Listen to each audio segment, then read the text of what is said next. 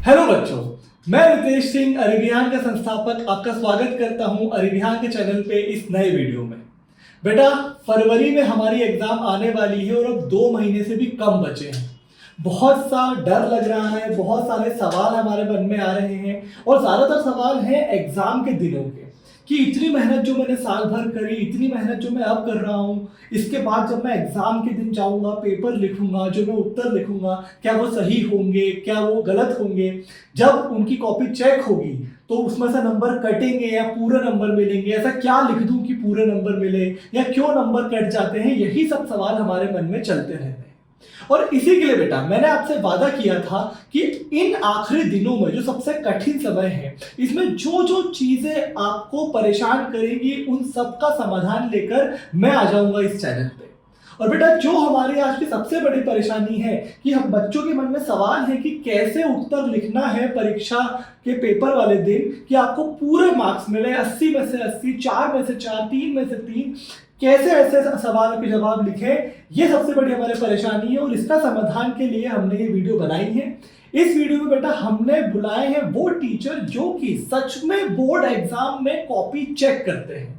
तो बेटा इस वीडियो में हम उनसे मिलेंगे और उनसे जानेंगे और सारे सवाल पूछेंगे कि सर आप कैसे कॉपी चेक करते हो, कब नंबर काट लेते हो, कैसे उत्तर आपको अच्छे लगते हैं, और भी जो सवाल इससे रिलेटेड है वो सब पूछेंगे और इन सब के जवाब जानेंगे ताकि हमारा मन शांत हो पाए, हमें इस चीज की समझ आ पाए कि कैसे उस दिन जाकर परीक्षा वाले दिन हमें फरवरी में बढ़िया बढ़िया उत्तर लिखने हैं और 4 में से 4, 3 में से 3 नंबर लाकर फुल मार्क्स लेके आने हैं। तो स्वागत करता हूं मैं हमारे राजेश सोनी सर का, जो कि जिनके पास 15 साल से ज्यादा का अनुभव है, जो कि अपना खुद का एक स्कूल चलाते हैं और वो कईयों साल बोर्ड एग्जाम की कॉपी चेक कर चुके हैं। तो सर कुछ सवाल मैं आपसे पूछना चाहूंगा बच्चों की तरफ से, जिसके अगर आप जवाब देंगे, आप अपना अनुभव बताते हुए, तो बच्चों की बहुत सारी परेशानियां सॉल्व हो जाएंगी। तो सर बोर्ड एग्जाम में कैसे कॉपियां चेक होती हैं ये हम बच्चों को बताना चाहते हैं, तो उससे रिलेटेड कुछ सवाल है।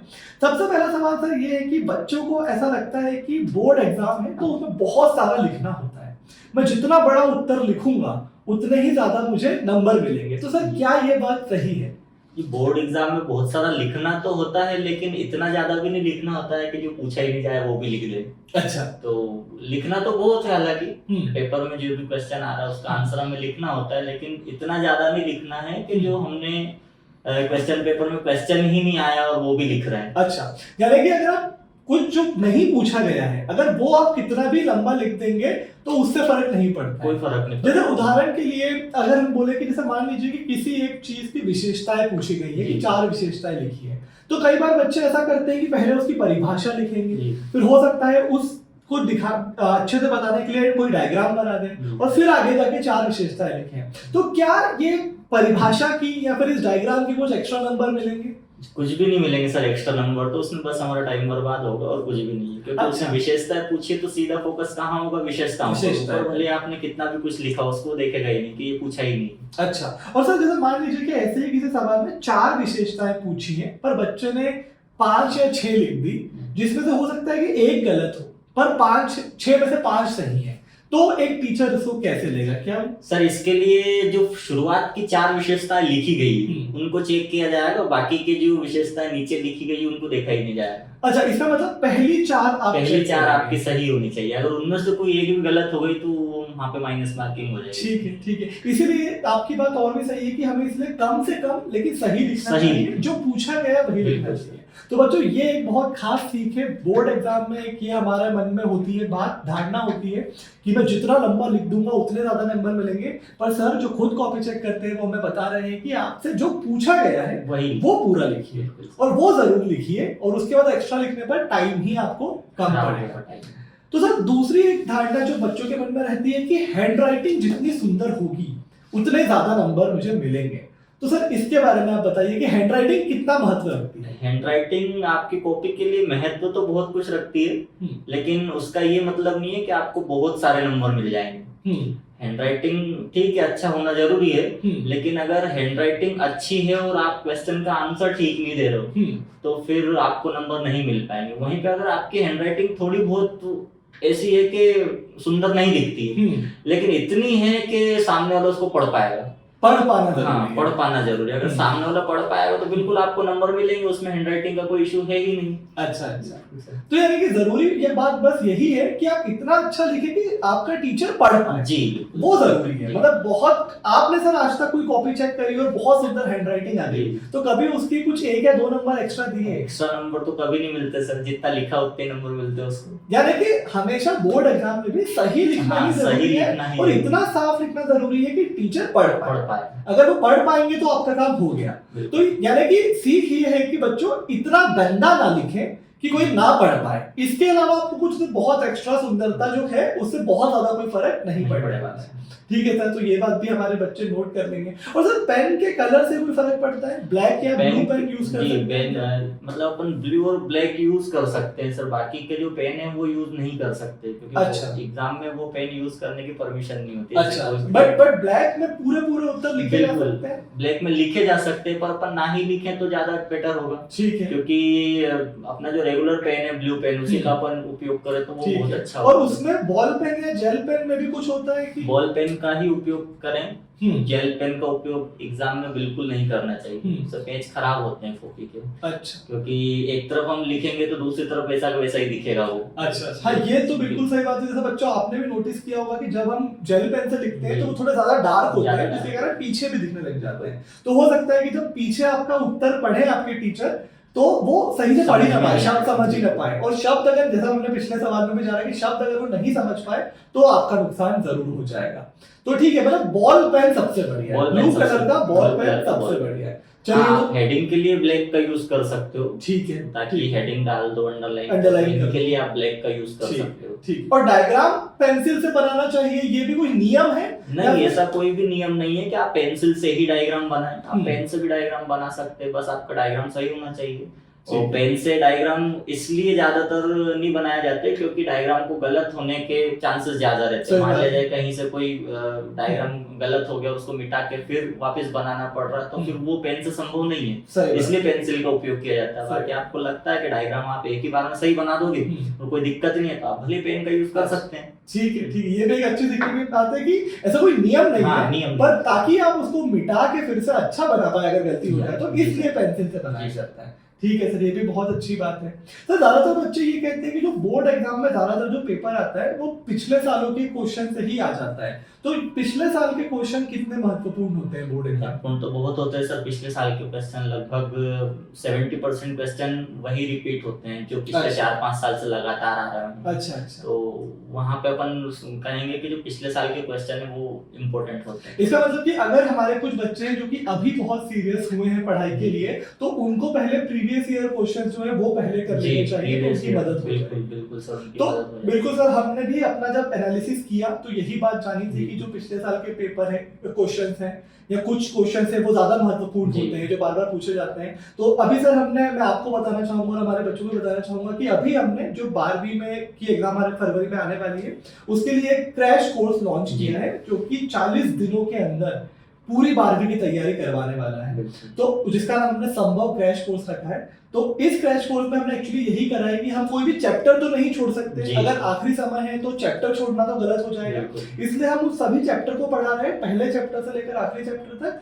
पर उनके इंपॉर्टेंट क्वेश्चन उस पिछले साल के आए हुए क्वेश्चन को जरूर बता रहे हैं बच्चों को, जो लगातार आ रहे हैं, ताकि उनके आने की संभावना और ज्यादा है। तो बच्चों, जो बच्चे अगर अभी घबरा रहे हैं और चाहते हैं कि उनको एक क्रैश कोर्स मिल जाए जो 40 दिनों के अंदर ही उनकी पूरी तैयारी करा दे, तो बेटा आप लोगों के लिए अरिविहान ऐप पर संभव क्रैश कोर्स लॉन्च हुआ है जो कि 29 दिसंबर से आने वाला है।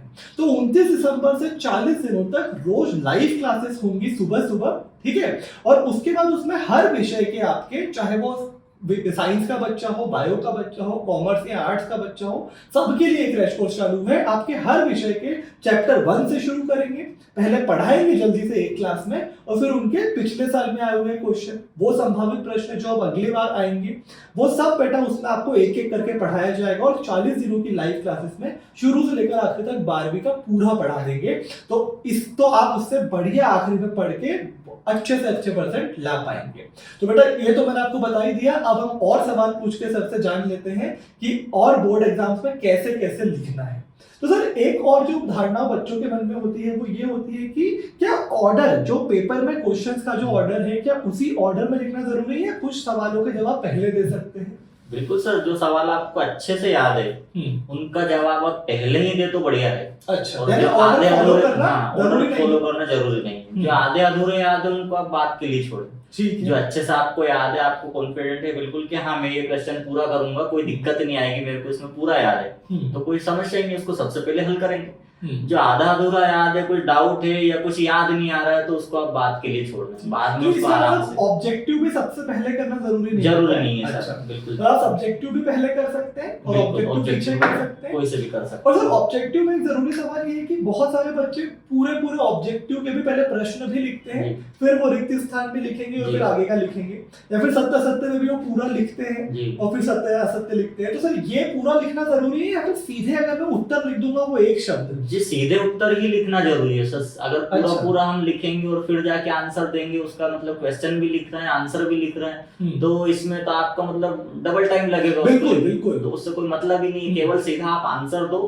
क्वेश्चन क्या है, क्वेश्चन तो पहले ही जो टीचर चेक कर रहा है क्योंकि उसको पता है कि क्या क्वेश्चन है, आपको बस उसका आंसर बताना है। मतलब सही नंबर डाल के उसका उत्तर लिख देंगे तो हमारा काम कोई हो दिक्कत जाएगा। नहीं। यानी रिक्त स्थान में मैंने अगर बस वो मेन शब्द लिख मेन दिया, शब्द ही तो लिख एक दिया। नंबर मेरा पक्का है। पूरा है सर। चलिए ये बहुत अच्छी जानकारी है जी। बच्चों आपके लिए, क्योंकि आप ज्यादातर वो ऑब्जेक्टिव के ही प्रश्न लिखने हाँ। में अपना समय खराब कर लेते हैं। सोचिए 25 जो क्वेश्चन थे उसमें आपको सब में सिर्फ एक एक शब्द लिखना है, तो ये कितना आसान हो गया आपके लिए, आप जबरदस्ती इतना लंबा लंबा लिख रहे थे। और सर सही जोड़ी बनाइए में क्या ध्यान रखना है? सही जोड़ी में आपको दोनों कॉलम लिखना जरूरी है सर। अच्छा, वो तरीका बहुत सही रहेगा, क्योंकि अच्छा। सही जोड़ी में क्या करते हैं, नहीं तो कि इधर वाले का फर्स्ट बी वाला, हाँ, सेकंड का सी मैंने वाला, देखा ऐसे ऐसा कर देते करते हैं। हैं कि 1 लिखा और हाँ। आगे लिख दिया बी। नहीं तो वो नहीं, उसमें पूरा पूरा लिखेंगे ना, दोनों कॉलम हम लिखेंगे सही के सामने सही, तो वो बहुत अच्छा तरीका होगा सर। उससे चेक करने में ज्यादा दिक्कत नहीं आएगी, और जो भी सही आंसर उसको वहाँ दिखेगा उसमें फटाक से नंबर। तो सही जोड़ी बनाइए में आप चाहते हैं कि अगर हम पूरा लिखेंगे दोनों कॉलम तो ज्यादा अच्छा रहेगा। पहला मतलब अपना वो, उसके बाद उसका जो सही उत्तर है उसके सामने है लिखना ना, पेंसिल से ऐसे लाइन बना के नहीं, पेंसिल से लाइन नहीं खींचना है। तो ये बच्चों की जरूरी बात है। कई बच्चे, इनफैक्ट मुझे याद आ रहा है, मैं भी जब अपनी 10वीं 12वीं की परीक्षा में, शायद किसी परीक्षा में तो पेंसिल से ही ऐसे करके आया था। तो ठीक है, ये एक नई सीख है कि आपको जोड़ी जमाए में सही एक सही के सामने, लिखना है। क्योंकि हम आंसर लिख रहे हैं वहाँ पे, तो सही के सामने सही लिखेंगे तो वो आंसर सही है मतलब। तो ये काफी अच्छी सीख थी।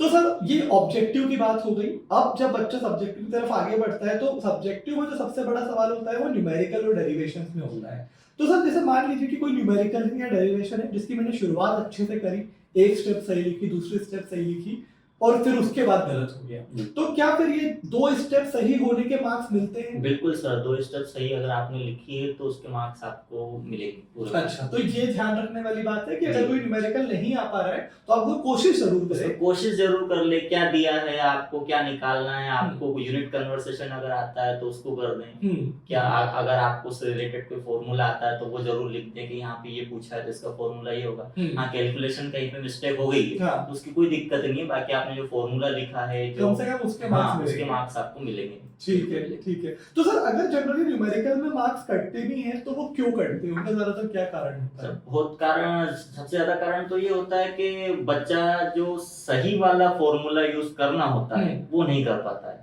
अच्छा। और अगर वो सही फॉर्मूला यूज भी कर लेता है तो फिजिक्स या केमिस्ट्री के जो न्यूमेरिकल होते हैं उसमें जो मल्टीप्लाई या डिवाइड करना होता है तो कैलकुलेशन मिस्टेक पॉइंट वाले बहुत ज्यादा आते हैं। ठीक है। और यूनिट कन्वर्सेशन बहुत बार भूल जाते हैं बच्चे, कहीं पे मीटर दिया सेंटीमीटर कन्वर्ट करना है, किलोग्राम का ग्राम में कन्वर्ट करना है, क्योंकि एक यूनिट वो दे देते हैं किलोग्राम में, दूसरा दे देते हैं ग्राम में, तो उनको यूनिट कन्वर्सेशन सही होना चाहिए तब जाके वो न्यूमेरिकल सही हो पाएगा। सही बात। तो वहाँ पे वो गलत कर देते हैं, इस वजह से। और सर अगर किसी ने ये जो भी गणित वाला पार्ट है उस न्यूमेरिकल का वो सही करा है पर उसमें शब्द लिखना कि उसने क्या किया है, कब क्या उसने एज्यूम करा है, ये कितना जरूरी है? न्यूमेरिकल के लिए जरूरी नहीं है सर, ये जो कब क्या एज्यूम किया है ये आपको डेरिवेशन के लिए जरूरी है। न्यूमेरिकल में तो जो उसने दिया है वो देख अपन लिख के और बाकी का जो फॉर्मूला है वो लगा के उसको सॉल्व कर लेंगे। अच्छा। लेकिन डेरिवेशन के लिए जरूरी है कि क्या दिया, हम क्या मान रहे हैं, कहाँ से क्या लेना है,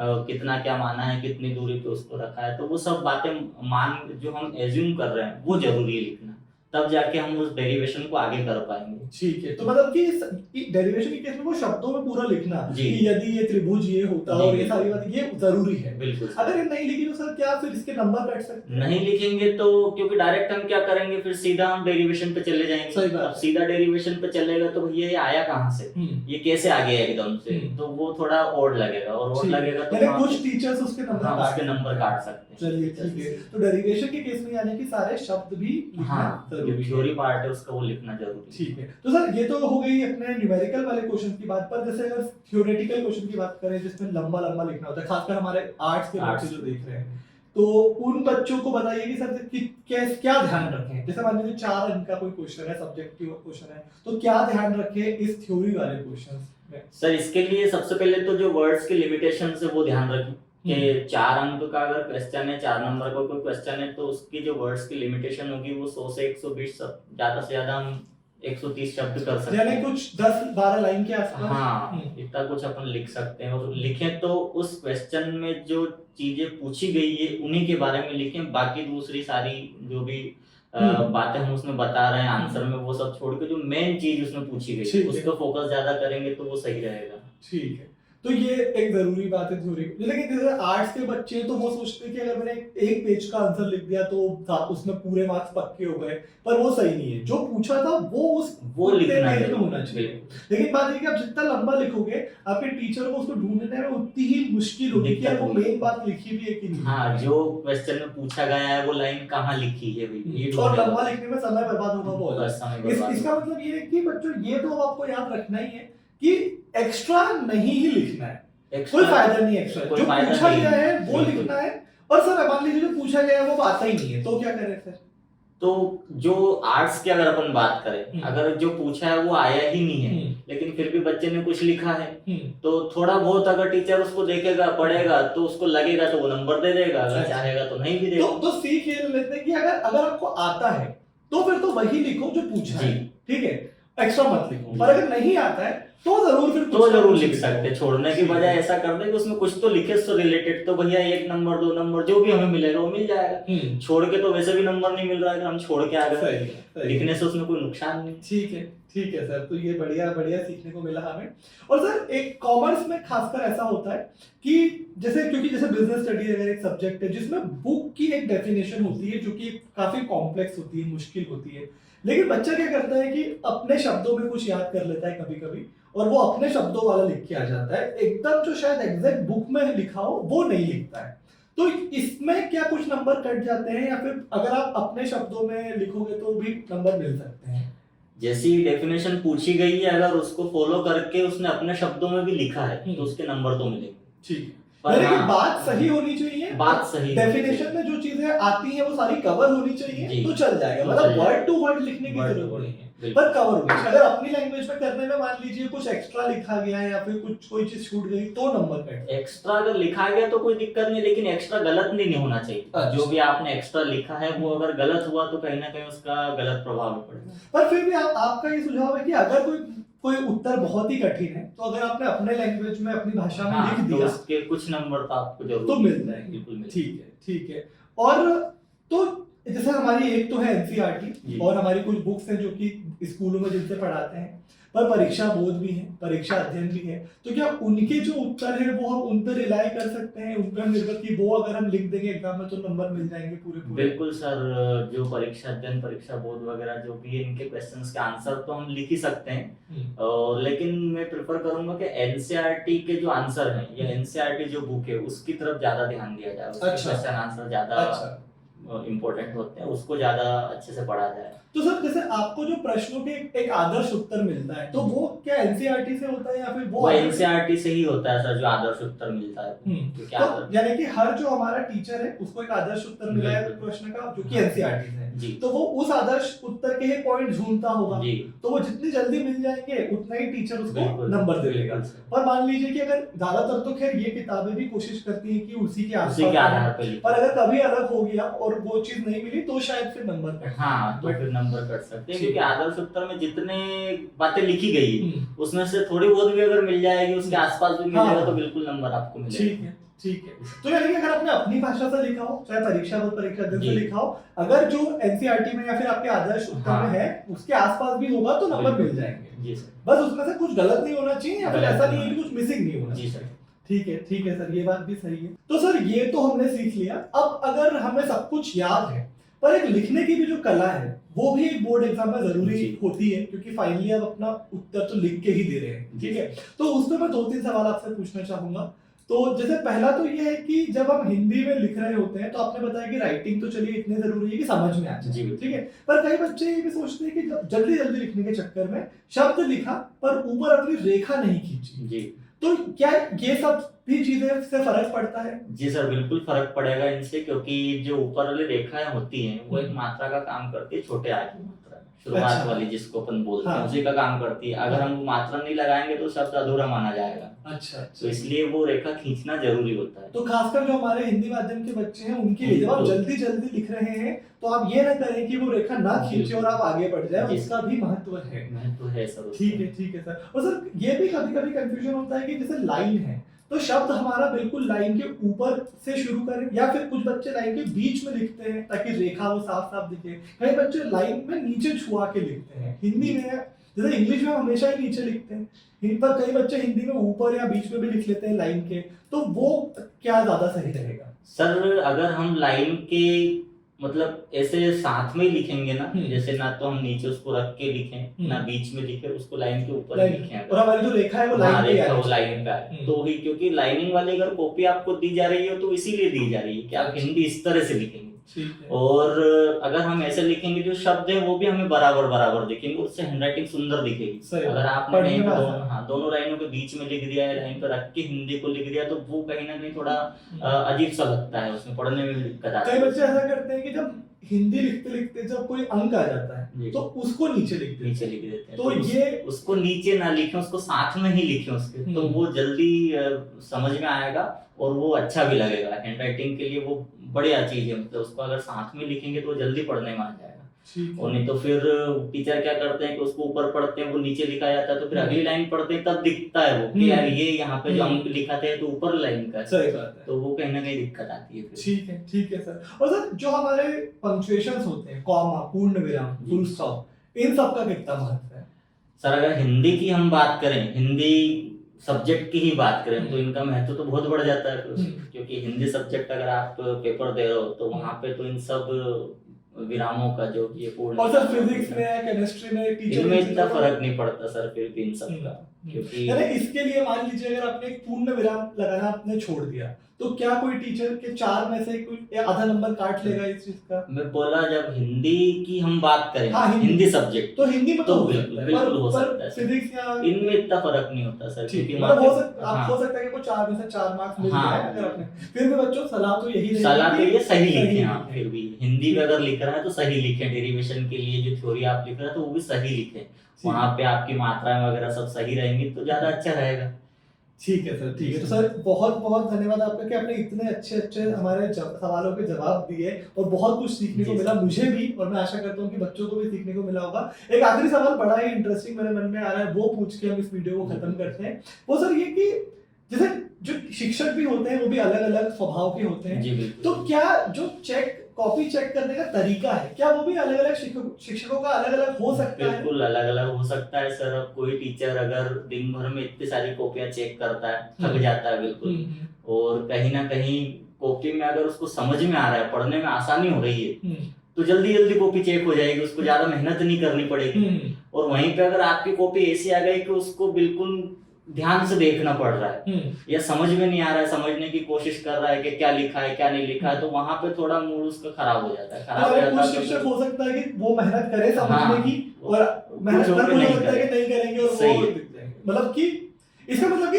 बच्चों का जो लक्ष्य वो ये है कि शिक्षक के लिए कितना आसान बना कितना आसान बना दे, ताकि उसका मूड ठीक रहे तो आपको उसका कहीं ना कहीं फायदा बहुत मिलेगा। ठीक है, और ये मूड को अच्छा करने का तरीका वही है कि साफ सुथरी कॉपी रहे, काटा पीटी ना हो ज्यादा, और हैंडराइटिंग को थोड़ा ध्यान दे लें। सर अगर मान लीजिए काटा पीटी हो गई तो काटने का तरीका बस ये है कि बस एक पेन से आप एक बार उसको लाइन खींचिए, उस पर ज्यादा रफ नहीं करें बीच में। कई बच्चे, मैं खुद भी अपने समय में ये करता था कि रबर पेंसिल के रबर पे थूक लगा के उसको मिटाने की कोशिश करता था, तो ये सब करने की जरूरत नहीं है। अगर सर मान लीजिए कि 5 नंबर का एक उत्तर लिखा गया है, उसमें किसी ने 2 शब्द काटे हुए हैं, तो सर क्या आधा नंबर का काटेंगे आप या फिर नहीं? सर ऐसे तो कोई दिक्कत नहीं है उसमें, अगर ज्यादा काटा पीटी हुई, ज्यादा गंदा अगर उसने किया है तो फिर शायद, पर जैसे 120 शब्दों में अगर 2 शब्द कट गए तो कोई दिक्कत नहीं है। यानी कि साफ सुथरा होना चाहिए, जो आपने लिखा है उसको पढ़ने में आना चाहिए, जो पूछा गया है वो चीज होनी चाहिए, एक्स्ट्रा कुछ नहीं, जितना पूछा गया उतना लिखो, एक्स्ट्रा जरूरी। तो कुल मिला के अगर पूरे हम अपनी इस वीडियो को एक लाइन में अगर हम एक बनाना चाहें तो वो ये है कि आपके कॉपी चेक करने वाले टीचर के लिए आप आसान से आसान कर दें, जितना आसान हो सके। ठीक है। तो ये बच्चों आप बिल्कुल अपने दिमाग में बिठा सकते हैं कि अगर आपको किसी सवाल का उत्तर आता है तो आपको इस तरीके से लिखना है कि उसको पढ़ना आसान से आसान हो, वो जो इंपॉर्टेंट बातें जो पूछी गई थी वो कितनी आसानी से टीचर को दिख जाए। तो सर इसलिए अंडरलाइन कर देंगे, एक बॉक्स बना देंगे इंपॉर्टेंट बातों पे, डायग्राम भी बना देंगे साथ में, तो एक बहुत अच्छा होगा। चलिए सर, तो बहुत बहुत धन्यवाद आपका, आपने अपना इतना 15 साल का अनुभव हमारे साथ साझा किया और बहुत अच्छा लगा मुझे बहुत कुछ सीखने को मिला। आशा करता हूँ कि बच्चे भी जो हैं उनकी बहुत सारी जो इतने दिनों से शंकाएं थी वो अब सब समाधान उनका मिल गया होगा। तो बच्चों अब जो है अपना मन शांत कर लीजिए, आप जानते हैं कि कैसा उत्तर लिखेंगे तो आपको पूरे मार्क्स मिलेंगे। अब जो बस देरी है वो इस चीज की कि आप सारे उत्तर याद कर लें। तो जो बचे हुए 40-50 दिन हैं उसमें मन लगा के पढ़ाई कीजिए, सारे उत्तर याद हो जाएंगे। तो जिस तरीके से इस वीडियो में बताया गया है उस तरीके से आप लिख के आ जाइएगा, आपको पूरे अंक जरूर मिलेंगे। ठीक है बेटा, और जैसा मैंने आपको बताया कि जो बच्चे अभी भी घबराए हुए हैं कि मैं अगले 40-50 दिनों में कैसे पढ़ूंगा पूरे 12वीं का सिलेबस, उनके लिए अरिविहान ऐप पर संभव क्रैश कोर्स लॉन्च हो रहा है 29 दिसंबर से। 29 दिसंबर से हम शुरू करेंगे रोज लाइव क्लासेस, 40 दिनों तक लगातार लाइव क्लासेस करेंगे और हर स्ट्रीम के बच्चों के लिए है, हर मीडियम के बच्चों के लिए, चाहे वो विज्ञान हो, गणित हो, कॉमर्स हो, आर्ट्स हो, ठीक है ना, हिंदी मीडियम, इंग्लिश मीडियम, सबके लिए क्रैश कोर्स चालू हो रहा है। 40 दिनों तक लगातार लाइव क्लासेस में आके सुबह से दोपहर तक पढ़ेंगे। और बेटा क्या क्या होगा इसमें, चैप्टर 1 से शुरू करेंगे, पहले चैप्टर पढ़ाएंगे, अगली क्लास में उसके महत्वपूर्ण प्रश्न और संभावित प्रश्न जो एग्जाम में आने वाले हैं वो बताएंगे, फिर चैप्टर 2, फिर उसके संभावित प्रश्न और महत्वपूर्ण प्रश्न। ऐसे करते करते हम पूरा सिलेबस 40 दिनों में खत्म कर देंगे और आपके डर को आत्मविश्वास में कन्वर्ट कर देंगे और आपका 12वीं में बढ़िया परसेंटेज लाके एकदम जो आपका सपना है माता पिता को एकदम गर्व से भरने का वो पूरा करवा देंगे। बहुत बहुत धन्यवाद सर। बच्चों मिलते हैं अगले वीडियो में।